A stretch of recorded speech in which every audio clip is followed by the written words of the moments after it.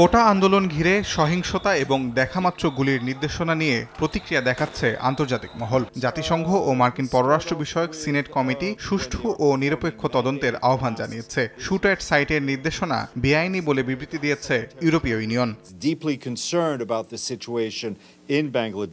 সার্বিক পরিস্থিতি নিয়ে এরই মধ্যে সরকারের তরফ থেকে বিদেশি কূটনীতিকদের ব্রিফ করা হয়েছে এবং ঘুরে দেখানো হয়েছে নাশকতায় ধ্বংস হওয়া বিভিন্ন রাষ্ট্রীয় স্থাপনা। বাংলাদেশের বিদেশি দূতাবাসগুলোকে চিঠি পাঠিয়ে ভাবমূর্তি উজ্জ্বল করতেও নির্দেশনা দেয় পররাষ্ট্র মন্ত্রণালয়।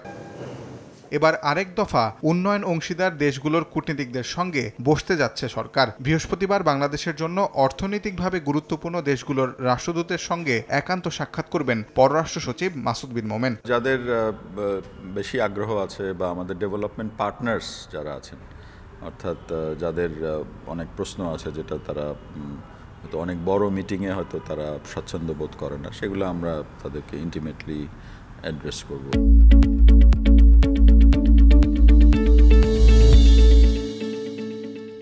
সচিব জানান, বিদেশিরা যেন কোটা আন্দোলন নিয়ে গুজবে কান না দেয় সেই চেষ্টাই করছে সরকার। একটা ভুল তথ্য ঘুরছিল যে র্যাব হেলিকপ্টার থেকে গুলি করেছে, কিন্তু আমরা নিশ্চিত হয়েছি যে না, র্যাব হেলিকপ্টার থেকে কোনো গুলি করেনি। ঢাকাস্থ যে সমস্ত দূতাবাস আছে তাদেরকে এবং জাতিসংঘ সহ অন্যান্য যারা আছেন তাদের সাথেও আমরা নিয়মিতভাবে আপডেট পাঠাচ্ছি। ইউরোপীয় ইউনিয়ন এরই মধ্যে স্থগিত করেছে প্রথম ইইউ বাংলাদেশ অংশীদারিত্ব ও সহযোগিতা সংলাপ। চলমান পরিস্থিতির কারণে আরও কয়েকটি সংলাপ স্থগিত হতে পারে বলে ইঙ্গিত সচিবের। এরকম হয়তো আরও দু একটা পোস্টপোনমেন্ট আসতে পারে। ধরেন আগামী ৩-৪ দিনের পরে একটা মিটিং আছে ঢাকাতে, তখন ন্যাচারালি তারা হয়তো বলবে যে না, এই মুহূর্তে ঢাকায় আসা হবে না, বা আমাদের হয়তো একটা মিটিং আছে বলে যে না, আর কদিন পরে হবে। এই ধরনের এটা কোনো পলিসি ইনডিউসড পোস্টপোনমেন্ট বলে আমরা এখনো মনে করছি না।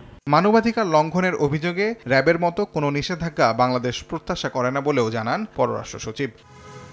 তাজওয়ার মাহমিদ, সময় সংবাদ, ঢাকা।